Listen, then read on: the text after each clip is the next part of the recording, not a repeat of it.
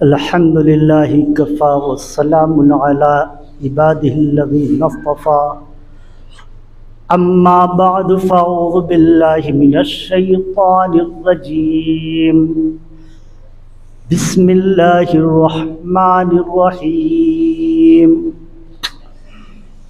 वल आदियाति रबहा फल्मूरियाति क़दहा फल्मुग़ीराति सुबहा फ़अथरन बिही नक़आ सदक़ल्लाहुल मौलानल अलीयुल अज़ीम व बल्लगना रसूलुहुन नबियुल करीम व नहनु अला ज़ालिका लमिनश शाहिदीन वश्शाकिरीन वल्हम्दुलिल्लाहि रब्बिल आलमीन। रब्बि श्रह ली सदरी वयस्सिर ली अमरी वहलुल उक़दतम मिन लिसानी यफ़क़हू क़ौली। रब्बि श्रह ली सदरी वयस्सिर ली अमरी वहलुल उक़दतम मिन लिसानी यफ़क़हू क़ौली। अल्लाहुम्मा सल्लि अला मुहम्मदिन व अला आलि मुहम्मदिन व बारिक व सल्लिम फ़ी अव्वलि कलामिना। अल्लाहुम्मा सल्लि अला मुहम्मदिन व अला आलि मुहम्मदिन व बारिक व सल्लिम फ़ी औसति कलामिना। अल्लाहुम्मा सल्लि अला मुहम्मदिन व अला आलि मुहम्मदिन व बारिक व सल्लिम फ़ी आखिरि कलामिना। मोहतरम हज़रात, सामिईन किराम, मुअज़्ज़ज़ हाज़रीन, मेरे अच्छे और सच्चे दोस्तों, गुज़िश्ता कई जुम्मों से सीरत के मौजू पर गुफ्तगू होती चली आ रही है।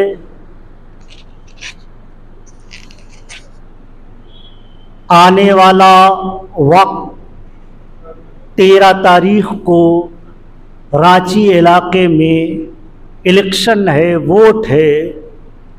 इस मुनासबत से आज मैं आपके सामने कुछ वोट की हैसियत और वोट किसे दिया जाए, कैसे शख्स को वोट देना चाहिए, वोट में हमारी जिम्मेदारियां क्या हैं, और हम एज ए मुसलमान आज़ाद नहीं हैं, हम एज ए मुसलमान आज़ाद नहीं हैं।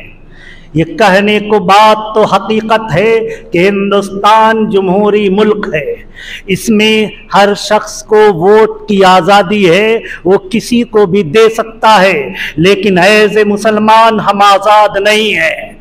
हमें मुसलमान होने की हैसियत से अपने ईमान को भी देखना होगा, अपनी शरीयत को भी देखना होगा, अपने इस्लामी शायर को भी देखना होगा, मसाजिद को भी देखना होगा और मदारिस को भी देखना होगा, और हमें इस्लामी कानून को भी देखना होगा कि आया हम कैसे शख्स को वोट करें जो हमारे इन चीज़ों पे हमला आवर ना हो, जो हमारे मदारिस पे हमला आवर ना हो, जो हमारे मदारिस पे हमला आवर ना हो, जो हमारी इस्लामी शख्सियत को छीन ना सके। इस एतबार से हम हिंदुस्तान में मुसलमान होने के हैसियत से आज़ाद नहीं हैं, आज़ाद नहीं हैं। कल क़यामत के दिन अल्लाह तबारक व तआला एक एक मुसलमान का दामन थाम लेगा और पूछेगा कि तुमने वोट किया था, किस अंदाज से वोट किया था? आया तुमने हिंदुस्तानी कानून को मद्देनजर रखा था या हमारे कानून को भी साथ में मिलाया था? क्या तुमने ये देखा था कि हिंदुस्तान के कानून ने तुम्हें बताया था कि तुम्हें आज़ादी है, चाहे तुम ऐसे शख्स को वोट दे दो जो तुम्हारे खानदानी निज़ाम को दरहम बरहम कर दे, जो तुम्हारे इस्लामी तशख्खुस का नामो निशान मिटा दे? क्या तुमने ऐसे शख्स को वोट किया था? या तुमने ऐसे शख्स को वोट किया था जो तुम्हारे मदारिस पे हमला आवर हो, तुम्हारे इस्लामी कानून को मिटा देने के लिए हर आन हर लम्हा कोशिश करते रहते हो? क्या तुमने ऐसे शख्स को वोट किया, ऐसे पार्टी को वोट किया? और क्या तुम्हारे वोट के वजह से वो आदमी आ गया? और आने के बाद उसने इस्लाम पे नए नए हमले शुरू किए, उसने मुसलमानों के मुस्तकबिल को अंधेरे में डुबो दिया, उसने मुसलमानों के साथ जुल्म सितम की इंतहा कर दी। क्या हमें और आपको ये 11 साल की हिस्ट्री मालूम नहीं है कि 11 साल में हमने क्या खोया और क्या पाया? इस 11 साल में हमने क्या खोया क्या पाया? इस 11 साल से कबल भी यहाँ मुसलमानों की दोस्त हुकूमत नहीं थी, लेकिन मुसलमान और इस्लाम की वो डायरेक्टली दुश्मन भी नहीं थी। उसने इस्लाम पे डायरेक्टली हमले भी नहीं किए, उसने मसाजिद पे हमले भी नहीं किए, उसने मदारिस पे हमले भी नहीं किए, उसने वक्फ जायदाद पे हमले नहीं किए। 11 साल में हमने ये देखा कि हमारे नौजवानों को चुन चुन करके शहीद कर दिया गया। 11 साल में हमने देखा हमारे लीडरों को नजरों बंद के तहत उसे सलासिल में धकेल दिया गया। हमने इस 11 साल में देखा बड़े बड़े उभरते नेताओं को जो हमारे थे उसे मौत के घाट उतार दिया गया। हमने इस 11 साल के अंदर देखा कभी मुजफ्फरनगर के में मुसलमानों को कत्ले आम किया गया। हमने इस 11 साल के अंदर देखा कभी गुजरात के अंदर मुसलमानों के ऊपर जुल्म और सितम के पहाड़ ढाए गए। इस 11 साल में हमने क्या नहीं देखा? यूपी को आप देखिए, मुसलमानों के घर बुलडोज कर दिए गए। सिर्फ मुसलमान निशाने पे है, सिर्फ मुसलमान निशाने पे है और कोई निशाने पे नहीं है। निशाने पे है तो सिर्फ मुसलमान निशाने पे है।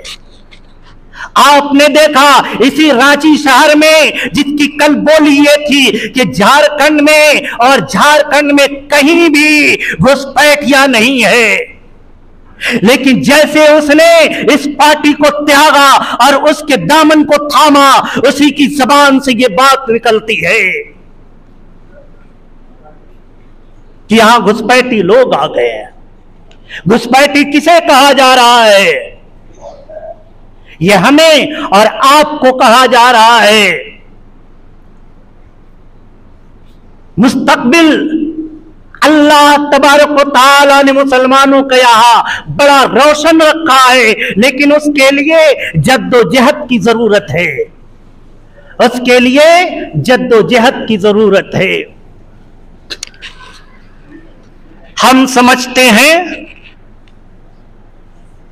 और बड़ा आसानी से लोग कह देते हैं कि अल्लाह कदीर है, अल्लाह कुछ भी कर सकता है। इस पे तो हमारा भी ईमान है, इस पे आपका भी ईमान है। इस पे अगर कोई शक भी करेगा तो वो कुफ्र के दलदल में चला जाएगा, वो काफिर हो जाएगा। लेकिन अल्लाह ने दुनिया को दारुल अस्बाब बनाया है, दुनिया को दारुल अस्बाब बनाया है। यहां असबाब ढूंढे जाते हैं, असबाब। क्या आपने नहीं सुना कि आखिर दौर में ईसा अलैहिस्सलाम जब आएंगे, आसमान से उनका नुज़ूल होगा, कोई सीढ़ी नहीं होगी, कोई जीना नहीं होगा। वो 2 फरिश्तों के कांधे में हाथ रख करके दमिश्क की जामे मस्जिद में व्हाइट मीनारे पे वो उतरेंगे। लेकिन जैसे दुनिया में आएंगे, अब दुनिया दारुल अस्बाब है, अब दुनिया दारुल अस्बाब है। वहां सीढ़ी मंगाई जाएगी। वही ईसा अलैहिस्सलाम जो आसमान से उस मीनारे तक किसी सीढ़ी के जरिए से नहीं आए, लेकिन जैसे दुनिया में आएंगे उन्हें दारुल अस्बाब में वो पहुंच गए हैं। अब उन्हें असबाब अपनाना पड़ेगा, अब उन्हें असबाब अपनाना पड़ेगा। बगैर सबब के दुनिया में काम नहीं किया जा सकता है। अल्लाह तबारक व तआला ने दुनिया को दारुल अस्बाब बनाया है। यकबैक कोई आएगा और कहेगा कि हम तुम में के हैं, हम तुम्हारे में से हैं, हम तुम में से हैं, हम तुम्हारे जमात से हैं, हमें वोट दे दो, हमें वोट दे दो।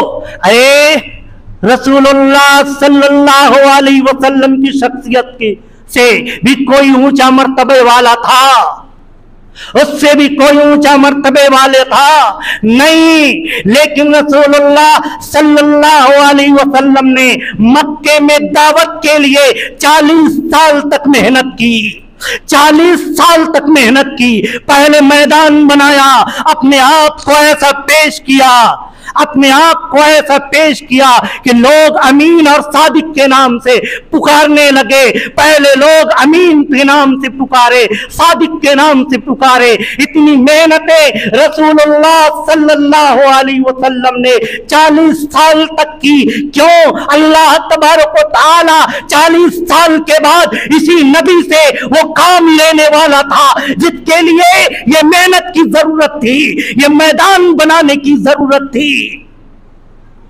जिसके लिए ये मैदान बनाने की जरूरत थी। अल्लाह तबारक व तआला ने, क्या अल्लाह ऐसा नहीं कर सकता था? अल्लाह इस पर कादिर नहीं था क्या कि वो जो सल्लम को गुमनाम में रखकर एक बैग उठते और ला इलाहा इल्लल्लाह की सदा बुलंद कर देते? क्या इस पे अल्लाह कादिर नहीं था? अल्लाह तो इस पे भी कादिर था, हुजूर को इसमें भी कामयाबी दे देता। अल्लाह इसमें भी कादिर था, लेकिन दुनिया को अल्लाह तबारक व तआला ने दारुल अस्बाब बनाया है।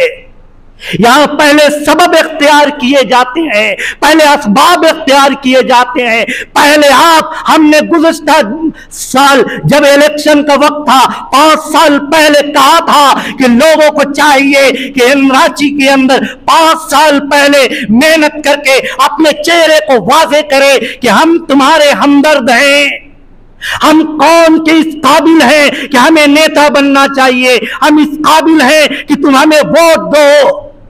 अरे अल्लाह ने तो आपको भी ये मर्तबा दिया था, कुंतुम खैरा उम्मतिन उखरिजत लिन्नास तामुरूना बिल मारूफ व तनहाउना अनिल मुनकर। इसमें आप भी एक फर्द हैं, कौम की भलाई का सोचना आपकी भी जिम्मेदारी है, और वो भलाई सोचने की जिम्मेदारी असबाब के तहत है, बगैर सबब के नहीं। असबाब के तहत पहले सबब अपनाए जाते, पहले असबाब अपनाए जाते। कौन मुसलमान है, कौन मुसलमान है जो ये नहीं चाहेगा कि हम में का लीडर ना हो? कोई मुसलमान, एक भी मुसलमान आप ऐसा नहीं पेश कर सकोगे जो ये कहेगा कि नहीं नहीं हमारे में लीडर नहीं चाहिए। एक भी मुसलमान आपको ऐसा नहीं मिलेगा, इंशाअल्लाह एक भी नहीं मिलेगा। आज मुसलमानों का मुकाबला किसी दूसरी पार्टी से नहीं है, मुसलमानों का मुकाबला उस पार्टी से है जो इस्लाम दुश्मन है, मुसलमानों का मुकाबला उस पार्टी से है जो मुसलमान दुश्मन है, जो इस्लाम दुश्मन है, जो मदारिस के दुश्मन है, जो मसाजिद के दुश्मन है, जो अइम्मा के दुश्मन है, जो नमाज के दुश्मन है, जो वक्फ जायदाद की दुश्मन है, जो इस्लामी कानून का दुश्मन है। आज मुसलमानों का मुकाबला उस पार्टी से है, उस पार्टी से आज मुकाबला है मुसलमानों का। हर मुसलमान ठंडे दिल से बैठ करके सोचे।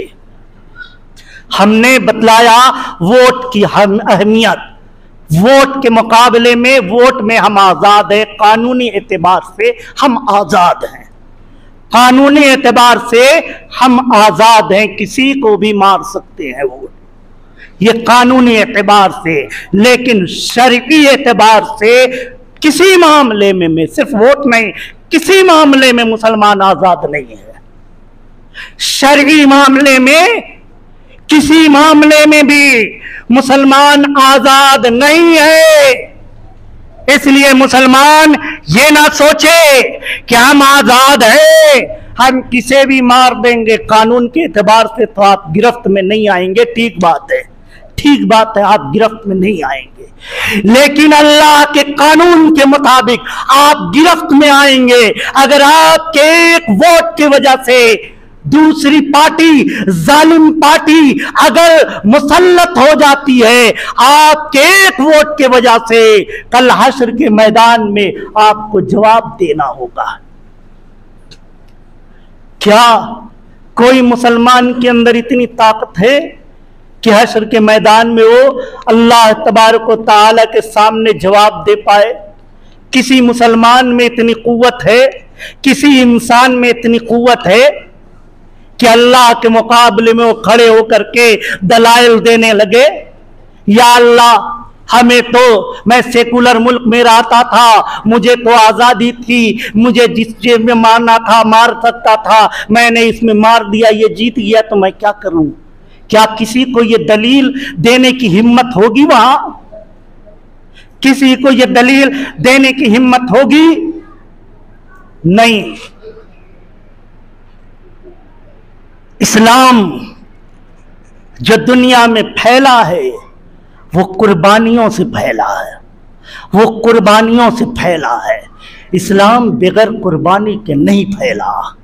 हम यहाँ अगर देखने लगे ये हमारा अपना है, यह हमें का है, यह हमें से है, यह हमारी जमात का है, यह हमारे इलाके का है, यह हमारे घर का है, यह हमारा भाई है, तो भाई इस्लाम ऐसे नहीं फैला। इस्लाम के लिए बहुत सारी कुर्बानियां देनी पड़ती हैं, बहुत सारी कुर्बानियां देनी पड़ती हैं। और हमारे यहाँ तो भाई यही होता आया है। आज का दौर ऐसा है कि हम मुकाबले के लिए जालिम से खड़े होते हैं, कोई हमारा पैर खींचता है, कोई उसका पैर खींचता है। नहीं नहीं, हमारा वोट बट जाए, हम 4-1 नहीं 5-10 खड़े हो जाएंगे। उधर एक आदमी मुकाबले के लिए होगा, इधर 10 होंगे, बंदर बांट हो जाएगा। ये उसको खींचेगा, वो उसको खींचेगा, वो उसको खींचेगा। यही हमारे यहाँ है। एक हकीम साहब थे, वो अपने टेबल में कुछ कीड़े मकोड़े रखे हुए थे, उन्हीं से वो दवाइयां बनाते थे।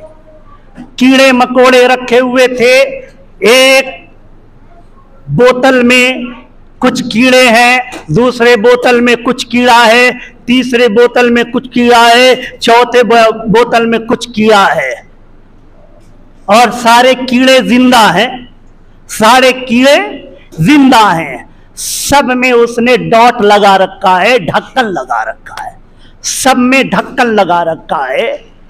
लेकिन एक कीड़ा ऐसा है जिसमें उसने ढक्कन नहीं लगाया। वो केकड़ा, आपने देखा है केकड़ा, बड़े बड़े पैर होते हैं, वो केकड़ा भी एक बड़े बोतल में रखा हुआ है, उसमें ढक्कन नहीं लगाया है। लोग हैरानी से पूछने लगे, हकीम साहब आपने इस कीड़े पे भी ढक्कन लगाया, इस पे भी ढक्कन लगाया, इस पे भी ढक्कन लगाया, इस पे भी ढक्कन लगाया, इस पे भी ढक्कन लगाया, ये केकड़े वाले में आप क्यों नहीं ढक्कन लगाया? कामयाब बात दरअसल ये है, ये कीड़े में मैंने ढक्कन इन कीड़ों में इसलिए लगाया, अगर ढक्कन नहीं होगा ये कीड़े निकल के भागने लगेंगे, ये कीड़े निकल के भागने लगेंगे। बोला आपने केकड़े में क्यों नहीं लगाया?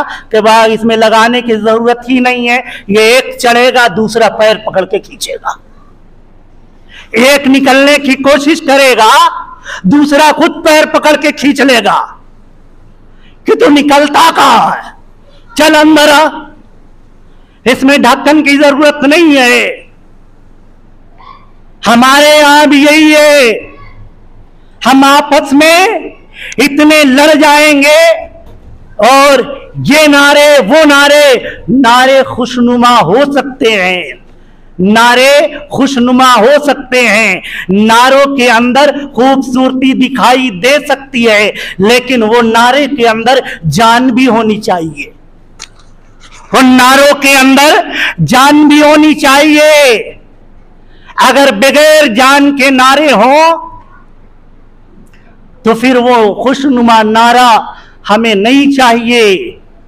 वो खुशनुमा नारा जो मुसलमानों को जालिम हुकूमत से बचा नहीं पाए, वो खुशनुमा नारा जो हमारे वोट को बर्बाद कर दे, वो खुशनुमा नारा जो हमारे वोट को दुश्मन ताकतों को मजबूत कर दे, वैसे खुशनुमा नारा से कौमें नहीं बना करती हैं।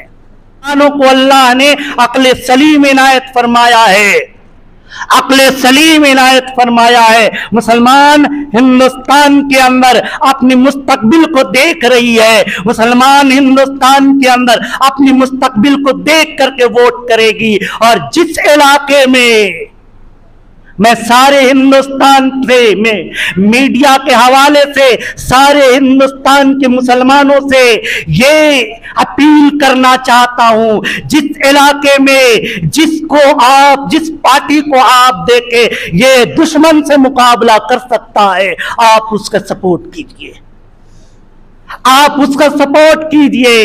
ये नहीं देखिए ये किस पार्टी का है, ये नहीं देखिए ये किस पार्टी का है, सिर्फ आपको ये देखना है ये हमारे दुश्मन के अलायंस तो नहीं ना है,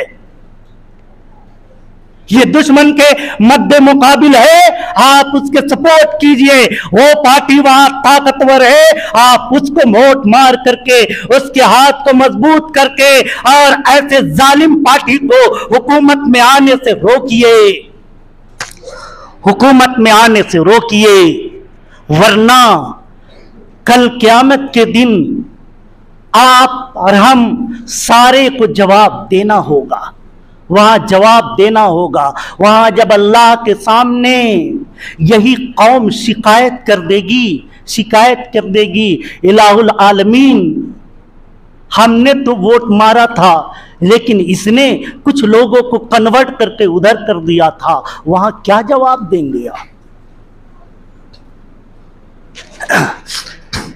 एक जंग हो रही थी, जंग का मैदान था, उस जंग के मैदान में हजरत ज़रार रजी अल्लाह ताला अन्हु, हजरत ज़रार रजी अल्लाह ताला अन्हु घोड़े में बैठ करके जिहाद कर रहे थे, जिहाद कर रहे थे, दुश्मनों से मुकाबला कर रहे थे, दुश्मनों से मुकाबला कर रहे थे। मुकाबला चंद मिनटों का नहीं था, कई घंटों का था।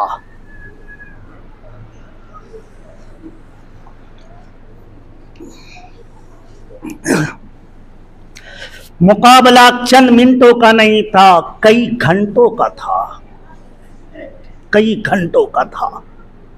यहां तक के ज़रार रज़ी अल्लाह ताला अन्हु का घोड़ा थक गया, थक गया, थक गया, थक गया। करीब था कि ज़रार रज़ी अल्लाह ताला अन्हु गिरफ्तार हो जाते, गिरफ्तार हो जाते कि यकबैग हजरत ज़रार रज़ी अल्लाह ताला अन्हु करीब था कि गिरफ्तार हो जाते। घोड़ा थक गया, हजरत ज़रार नहीं थके, वो ईमानी कुव्वत थी, वो ईमानी ताकत थी। कौन घोड़ा थका? घोड़ा मुजाहिद का घोड़ा, जिसके लिए अल्लाह तबारक व तआला कुरान में फरमाता है वल्लादियाति ज़बहा फलमूरियाति क़दहा फलमुगीराति सुबहा फ़असरन बिही नक़वा। हजरत ज़रार रज़ी अल्लाह ताला अन्हु फरमाते हैं, करीब था कि मैं दुश्मन के नरगे में आ जाता, घोड़ा मेरा थक चुका था, मैं दुश्मन में गिरफ्तार हो जाता। यकबैग हमें होश आया, मैंने घोड़े के कान में कुछ कहा, घोड़ा हिनहिनाया, घोड़ा हिनहिनाया, पूरी ताकत से उठा और दौड़ता हुआ हमें साइड ले गया, हमें अपने दुश्मन से अलग ले गया। दोस्तों ने पूछा, ज़रार घोड़े के कान में तुमने क्या कहा था? कि घोड़ा थक चुका था, घोड़ा की थक चुका था, घोड़ा गिरने वाला था, करीब था कि तुम गिरफ्तार हो जाते। हजरत ज़रार फरमाते हैं, हमने घोड़े के कान में कहा, ए घोड़ा याद रख, तेरे पुश्त में हुजूर का गुलाम बैठा है, तेरे पुश्त में हुजूर का गुलाम बैठा है। अगर तूने अभी वफा न की, अगर तूने अभी साथ न दिया, मैं कुंबते खिजरा में तेरी शिकायत ले जाऊंगा। इतना सुनना था कि घोड़े में जान पैदा हो गई। घोड़ा हिनहिनाया, घोड़ा बाहर ले आया।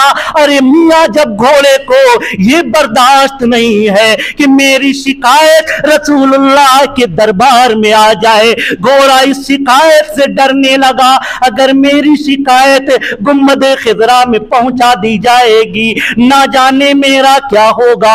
अरे ओ लोगों, हम आप सोचो, अगर हमारी शिकायत उम्मत पहुंचा दे रसूलुल्लाह के दरबार में, उम्मत पहुंचा दे अल्लाह के दरबार में, कल हश्र के मैदान में, इलाहुल आलमीन ये था, ये लोग थे जो हमें गले में डालने वाले थे, यही लोग थे जिन्होंने जालिम हुकूमत को हमारे ऊपर मुसल्लत कर दिया। इन्हीं की वजह से जालिम हुकूमत तख्त पे ताराज हो गई। बताओ हमारा क्या बनेगा? क्या बनेगा? हर आदमी जवाबदेह है। ये ना समझिएगा कि आप आजाद हैं, कल सबको जवाब देना होगा। इसलिए मेरी गुजारिश है कि हर आदमी उस दिन वोट करे, हर आदमी उस दिन वोट करे, अपनी मस्तूरात से वोट करवाए और पहली फुर्सत में वोट करे। और दुश्मन के मुकाबले में जिस इलाके में जो पार्टी भी मजबूत खड़ी हो उसका आप सपोर्ट कीजिए और उसको आप वोट कीजिए। दुश्मन हमारा कौन है यह आप जानते हैं। जो अभी इक्तिदार में है सेंट्रल में, वही इस्लाम दुश्मन है, वही मुसलमान दुश्मन है। उसके मुकाबले में जिस इलाके में जो पार्टी भी मजबूत हो, जो उससे मुकाबले की ताकत रखती हो, जो उसके मद्दे मुकाबिल हो, उसके सपोर्ट में आप खड़े हो जाइए और उसको वोट कीजिए और दुश्मन को आप जीतने से बचाइए और दुश्मन को आप हराइए। अल्लाह तबारक व तआला हमें अमल करने की तौफीक इनायत फरमाए।